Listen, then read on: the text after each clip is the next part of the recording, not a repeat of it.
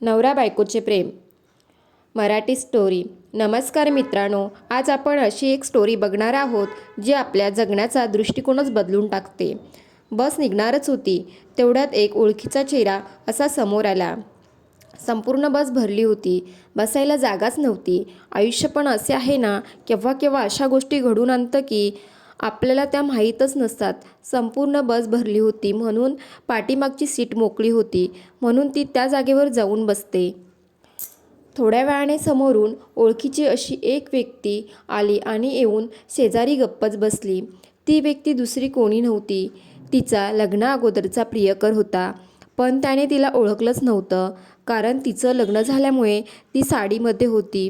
तो खिशातून चष्मा काढतो आणि मोबाईल बघत असतो। ती त्याच्याकडे बघतच असते। अजूनसुद्धा तो तसाच होता, पहिल्यासारखाच। त्याला चष्मा लागला होता, पण त्याचे केस एक सुद्धा पिकलेला नव्हते। थोडीशी मोठी झाले आहे म्हणून त्याने मला ओळखले नसेल असं तिला वाटतं।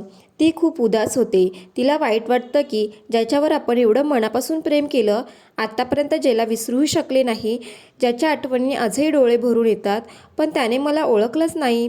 मान्य आहे की त्याचेही लग्न झालं आहे आणि माझेही लग्न झालं आहे, म्हणून कोणी असं लगेच कोणाला विसरून जातं का? त्याला माझी आठवण येत नसेल का? असे अनेक प्रश्न तिच्या मनात येतात। बराच वेळ झाला तरी त्याचं लक्ष तिच्याकडे जातच नाही। तिच्या डोळ्यासमोर जुन्या आठवणी ताज्या होतात। दोघेजण एका कॉलेजच्या फंक्शनमध्ये अशा प्रकारे भेटले होते की दोघांची एकमेकांना धडक झाल्यामुळे खूप भांडण झाले होते। दोघेजण एकमेकांचे पक्के दुश्मन झाले होते। जेव्हा जेव्हा कॉलेजमध्ये फंक्शन असायचे तेव्हा तर आणखीनच जास्तच भांडण व्हायचं। असेच बरेच दिवस जातात आणि ॲन्युअल फंक्शन जवळ येते। दोघे पण डान्समध्ये भाग घेतात। तिला त्याला काही करून डान्समध्ये हरवायचं असतं, म्हणून जोराची प्रॅक्टिस तिची चालू असते। तर दुसरीकडे त्याला तिचे सर्वांसमोर हसं करायचे असते, म्हणून तो तिला डान्स करताना स्टेजवर पाय घसरून पाडण्याची तयारी करतो। सरते शेवटी ॲन्युअल फंक्शनचा दिवस येतो। फंक्शन चालू होते। प्रत्येकजण आपली वेगवेगळी अदाकारी सादर करतात। तिचा डान्स सुरू होतो। अतिशय सुंदर डान्स ती करत होती। तो पाठीमागून हळूच येतो आणि तिच्या पायामध्ये कॉईन टाकतो। कॉईनवरून तिचा पाय घसरून ती स्टेजवर पडते। सगळेजण तिला हसू लागतात। तिला खूप वाईट वाटते आणि ती रडत रडत रागाने तिथून निघून जाते। पण त्याला खूप मजा येते। 2-3 दिवस होतात पण ती कॉलेजला येतच नाही। त्याच्या ते लक्षात येतं की ती कॉलेजला येतेच नाही, म्हणून त्याला खूप वाईट वाटतं की आपल्यामुळे तिचं नुकसान होत आहे। तो तिच्या घरचा पत्ता तिच्या मैत्रिणींना विचारून घरी जातो आणि तिला सॉरी बोलतो। नंतर दोघांच्यामध्ये खूप चांगली मैत्री होते।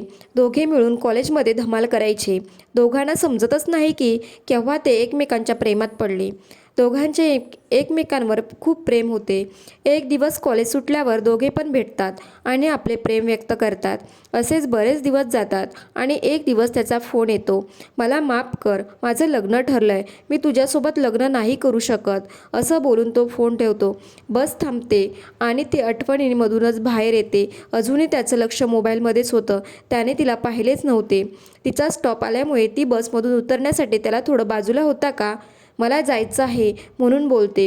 ओळखीचा आवाज कानावर पडताच तो तिच्याकडे बघतो, तर काय, तो तिला लगेच ओळखतो। तेवढ्यात ती बसमधून उतरते। तो पण आपल्याला पुढे जायचे आहे हे विसरून तिच्या सोबतच उतरतो आणि तिला भेटतो। तिला बघून त्याचे डोळे भरून येतात। विचारतो, कशी आहेस? ती बोलते, कुठे होतास इतके वर्ष? तुला एकदाही माझी आठवण नाही आली? का खेळलास माझ्या भावनांशी? तुला काहीच कसं वाटलं नाही माझ्या भावनांशी खेळताना? असं नातं तोडून कधी तुटतं का? तुला जर दुसरी मुलगी आवडत होती तर तू माझ्याशी प्रेमाचं का नाटक केलंस? तो बोलतो, माझा नाईलाज होता म्हणून मी दुसऱ्या मुलीशी लग्न केलं, पण खरं प्रेम मी तर तुझ्यावरच केले आणि अजूनही तुझ्यावरच करतो। ती बोलते, नाईलाज म्हणजे काय झालं होतं? तो बोलतो, माझा नाईलाज होता। माझ्या वडिलांनी त्यांच्या मित्राला वचन दिले होते की त्यांच्या मुलीसोबतच माझं लग्न होईल आणि माझ्या वडिलांची शेवटची इच्छा होती की मी तिच्याशी लग्न करावं, म्हणून त्यांनी माझ्याकडून वचन घेतले होते, त्यासाठी म्हणून मी तिच्याशी लग्न केलं। तुझं कोणाशी लग्न झालं आहे? तू सुखी आहेस ना? ती बोलते, तुझ्या फोननंतर तू कधी परत भेटलाच नाहीस, तुझी खूप वाट पाहिली। माझं शिक्षण पूर्ण झाल्यानंतर वडिलांनी माझंसुद्धा लग्न करून दिलं। दोघांच्यामध्ये बराच वेळ खूप गप्पा चालतात। त्याच्या हातात अजूनही तिने दिलेले तांब्याचे कडे हातातच होतं. तो बोलतो, दररोज हे कडं मला तुझी आठवण करून देतं. ती बोलते, तुला माझी एवढीच आठवण येते तर तू मला भेटला का नाहीस? तो बोलतो, तुझं आता तुझं असं आयुष्य आहे आणि मला माझं आयुष्य आहे, म्हणून मला तुला डिस्टर्ब करायचं नव्हतं, म्हणून नाही भेटलो. जीवनातील असा एक क्षण होता तो की ती मरेपर्यंत विसरू शकत नव्हती. तो तिला सुरक्षित घरापर्यंत बाहेरूनच सोडून जातो. परत त्या दोघांच्यामध्ये कधीच बोलणं होत नाही, कारण त्या दोघांनी एकमेकांचा नंबर घेतला नव्हता.